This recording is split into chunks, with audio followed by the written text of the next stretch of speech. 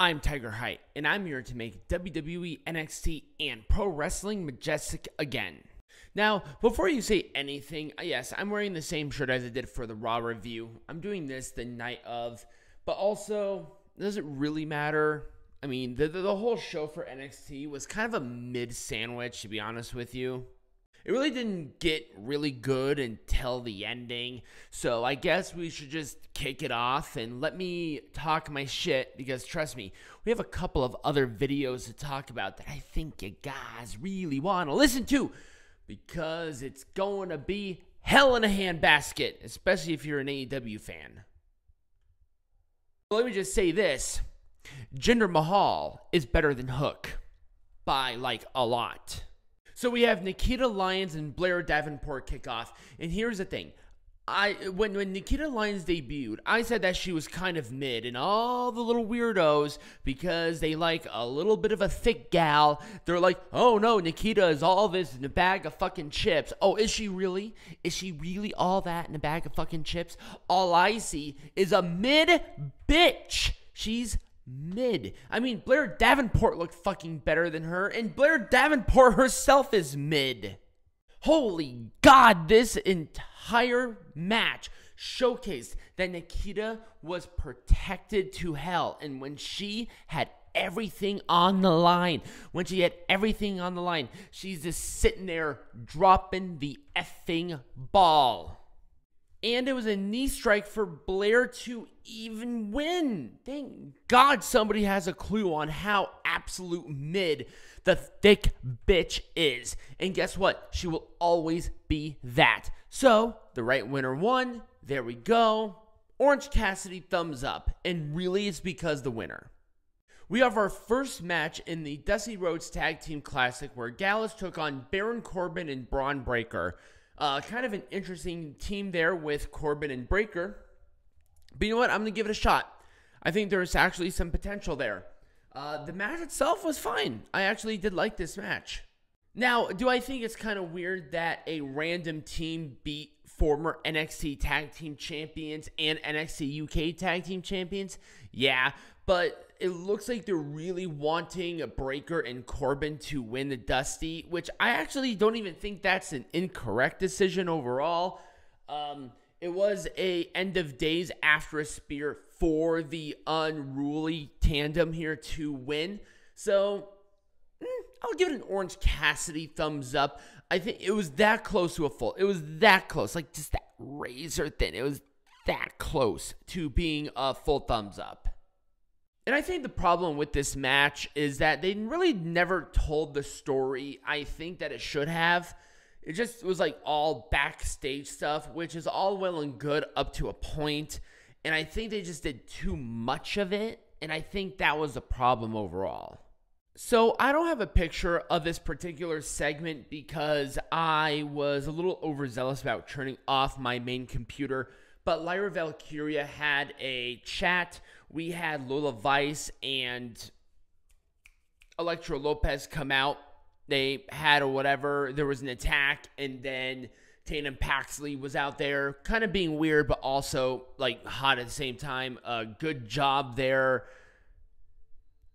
Javier Bernal, yeah, that's his name. The guy who looks perpetually high. Good for you. But then they had they were gonna have a tag team match next week. I will be a little more in control of the situation there. Overall, this has meant really nothing other than to set up the tag match for next week. So it gets an Orange Cassidy thumbs down. There's not really much to say as it relates to how they did promo-wise, but you know, for like the basicness that it was, I'm going to give it at least some sort of pass here. So I don't, once again, have the picture of this because it's one of those matches, but it was Oro Mensah and Josh Briggs up next. And it looks like Josh Briggs is going to be the next contender for the Heritage Cup. And I don't necessarily mind that because obviously Josh Briggs and Brooks Jensen are no longer a team. And with Fallon Henley sort of doing your own thing, it's just kind of like at least somebody has some sort of direction here other than Fallon. And I kind of did like this match. I thought the interference was a little too much, but I can understand where they're coming from as it relates. And it was... I'm looking here on my notes. Hang on one second here. It was just a standard lariat for Josh Briggs to win. It was fine. You know, I think the story there is told concisely. Orange Cassidy, thumbs up. I'll be nice on this one. Up next is for the NXT Tag Team Champions. We have the D'Angelo family taking on OTM out the mud. Why did they get this title opportunity? I have no actual effing idea. But here's the problem here. This match, even though it was actually perfectly fine, I wish they had more mainstream promo for it.